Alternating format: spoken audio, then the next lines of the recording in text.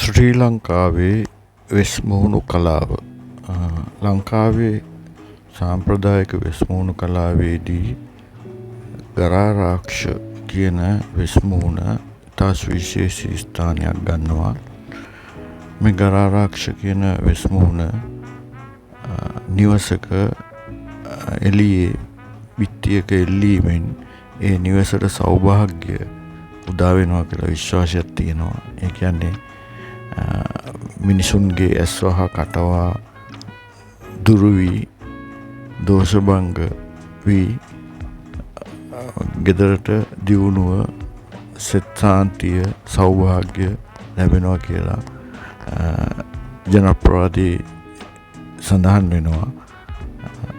මේ සාම්ප්‍රදායිකව සියලු නිවාසවල දකුණේ විශේෂයෙන් ශ්‍රී ලංකාවේ දකුණු ප්‍රදේශයේ විශේෂයෙන් වෙස්මුහුණක් එල්ලීම සිදු කරනවා.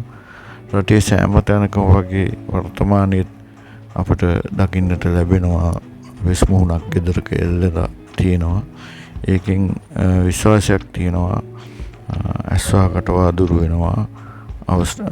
මිනිසුන්ගේ ඊර්ෂ්‍යාව ක්‍රෝධය වගේ දේවල් මේ මුහුණ එල්ලීමෙන් නැති වෙලා යනවා කියන විශ්වාසය මත ඊට අමතරව අමානුෂීය බලවේග නිවසට ළඟාවීම නැති වෙනවා කියලා, මානසික බලවේගවල බලපෑමක් නොමැති වෙනවා කියලා මේ ගරාරාක්ෂ මුහුණක් එල්ලීමෙන්.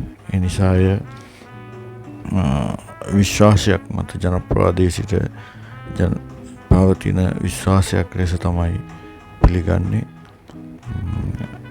ඒ කලාවක් හැටියට ශ්‍රී ලංකාවේ ප්‍රචලිත ඒ කර්මාන්තයක් හැටියට විසිරලා තියෙන රටේ සුළුවෙන් සිදු කෙරෙන කර්මාන්තයක් ලෙස තියෙනවා.